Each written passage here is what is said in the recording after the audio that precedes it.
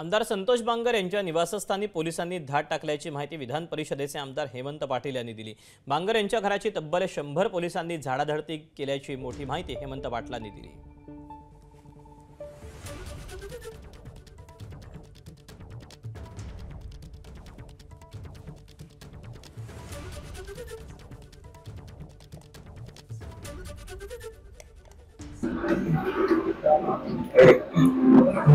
विधान परिषद सदस्य आणि शिवसेनेचे संपर्क प्रमुख हेमंत पाटील आपल्यासोबत आहेत।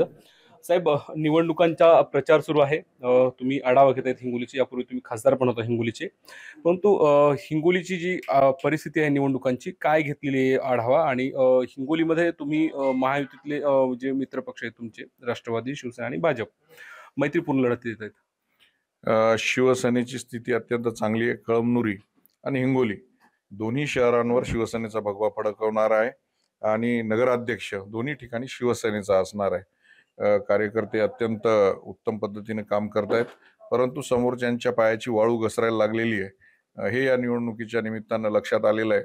आपण बघता की आमदार संतोष बांगर यांच्या घरावरती सकाळी 5-5:30 वाजता 100 पोलिसांनी जाऊन झाडाझडती घेतलेली। त्यांची 75 ते 80 वर्षाची आई आजारी असते, घरामध्ये बायका, पोरं, छोटी छोटी मुलं, हे सगळं असताना अशा पद्धतीनं फ्रीज मधलं सामान काढून बघणं, कपाटातलं सामान काढून बघणं, हे अतिशय वाईट पद्धतीनं झालेलं आहे। खरं म्हणजे आमदार पद हे एक संवैधानिक पद आहे, त्याला कॉन्स्टिट्यूशनल एक दर्जा आहे आणि अशा संवैधानिक पदाच्या कार्यकर्त्यावर, आमदारावर जर रेड करायची आपल्याला असेल तर विधानसभा अध्यक्षाची परवानगी घ्यावी लागते। तर अशा पद्धतीची कुठलीही परवानगी इथल्या पोलीस अधिकाऱ्यांनी घेतलेली नाही।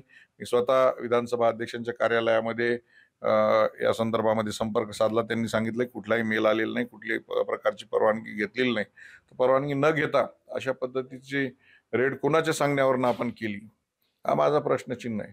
की सत्ताधाऱ्यांच्या इथल्या स्थानिक आमदारांच्या दबावाखाली येऊन इथल्या पोलिसांनी जी कारवाई केलेली आहे याची गंभीर दखल माननीय एकनाथ शिंदे साहेबांनी घेतलेली आहे। तसेच महाराष्ट्राचे मुख्यमंत्री माननीय देवेंद्र फडणवीस साहेब यांना आज संध्याकाळी आम्ही दोन्ही जिल्ह्यातले आमदार या कारवाईच्या संदर्भात जाऊन भेटणार आहोत। परंतु तुम्ही फडणवीसांकडे भेट घेतो म्हणताय, परंतु तुम्ही सत्तेत समान वाटेदार आहात की? निश्चितच राज्यामध्ये आम्ही समान वाटेदार आहोत। देवेंद्र फडणवीस साहेब एक महाराष्ट्राच्या मुख्यमंत्री पदावर आहेत आणि त्या पदावर असताना निस्पृहपणे ते काम करतात।